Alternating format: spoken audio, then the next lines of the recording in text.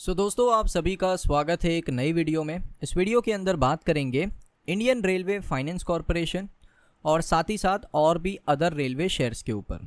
तो सबसे पहले अगर हम IRFC की बात कर लें, आज के सेशन में बहुत ही अच्छा परफॉर्म किया है, लगभग 6.16% ऊपर है।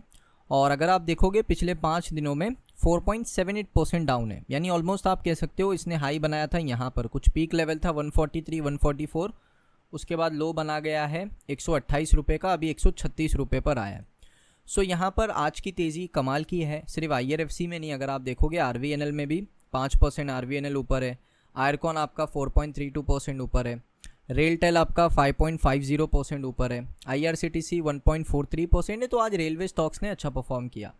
माइट भी पॉसिबिलिटीज़ है कि मार्केट की वजह से अच्छा किया होगा, आज मार्केट ने अच्छा किया है।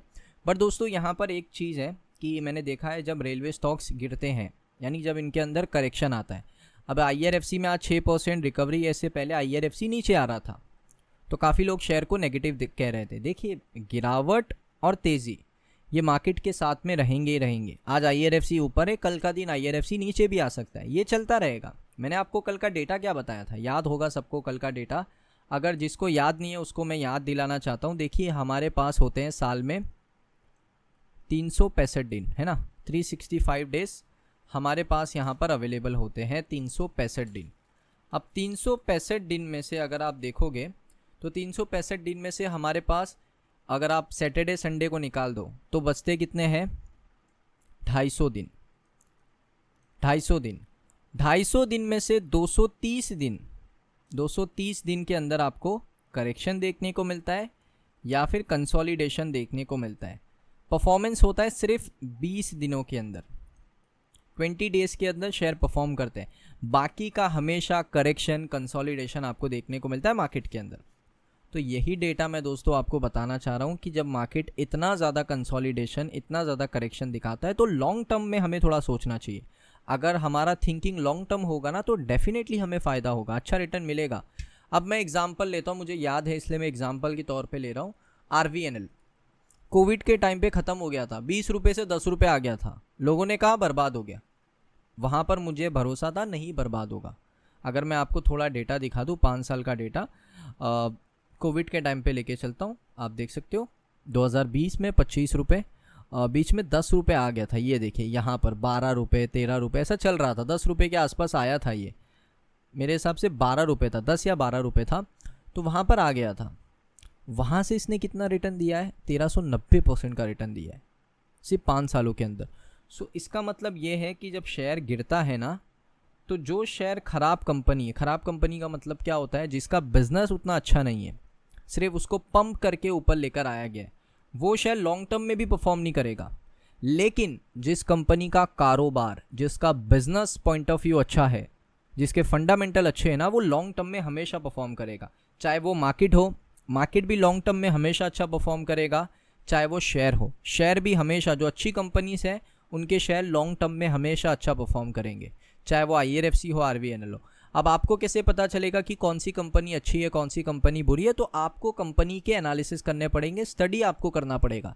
जैसे आपको IRFC को स्टडी करना है, आप कर सकते हो, इसके फंडामेंटल फाइनेंशियल आप स्टडी कर सकते हो, उसके अलावा इसके अपडेट्स आप देख सकते हो, कंपनी का 5 साल का गोल क्या है वो भी आप अपना स्टडी कर सकते हो, RVNL का आप स्टडी कर सकते हो। RVNL एक अच्छी कंपनी, इसी वजह से आपको अच्छा रिटर्न मिला ना। यहाँ से तो देखिए गिरावट होती है, इसका मतलब ये नहीं दुनिया ख़त्म हो गई है, दुनिया ख़त्म नहीं होती है, दुनिया आगे बढ़ती है। तो आज अगर कोई भी शेयर नीचे आ रहा है, इसका मतलब ये नहीं कि वो कंपनी ख़राब है, अगर उसका बिजनेस मजबूत है, बिजनेस स्ट्रांग है, तो वो लॉन्ग टर्म में अच्छा ही परफॉर्म करेगी। वैसे ही आयरकॉन भी अगर आप देखोगे, कोविड के टाइम पे का डेटा मैं आपको दिखाता हूँ इसका। हम यहाँ पर अप्रैल में अगर आप देखोगे तो बहुत नीचे था, ये यहाँ पर काफ़ी नीचे है, 35 रुपये पर था 20 मार्च, वही कोविड के टाइम पे 35 रुपये का शेयर 190 आ चुका है। रेलटेल, इसका भी डेटा देख लेते हैं, कोविड के टाइम पे कितना था, 123। उसके बाद अगर आप देखोगे 2021 नहीं, 2021 के आसपास ही ये आई थिंक लिस्ट हुआ है, तो इसने कोविड देखा नहीं है, फिर भी ये 379, 121 से 380 आ चुका है। IRCTC तो ने देखा होगा कोविड, आई थिंक, हाँ इसने देखा है, ये कोविड के टाइम पे डिप बनाया था 190 रुपये, आज 757 है, 270% का रिटर्न है। सो इसलिए मैं कहता हूँ कि जिस कंपनी का बिजनेस स्ट्रॉन्ग है वो लॉन्ग टर्म में आपको रिटर्न देगा, तो हमेशा लॉन्ग टर्म व्यू बना के चलना चाहिए क्वालिटी शेयर्स के अंदर। अब देखिए IRFC को लेकर एक अपडेट आ रहा है जो मैं आपके साथ शेयर कर देता हूँ।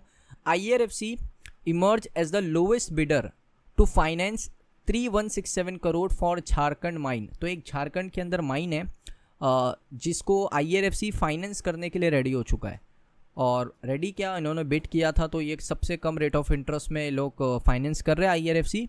और ये जो आप कह सकते हो ये जो कंपनी है ये आई थिंक ये NTPC का एक कंपनी है, सब्सिडरी कंपनी, जिसमें NTPC का होल्डिंग है 74% इक्विटी स्टेक।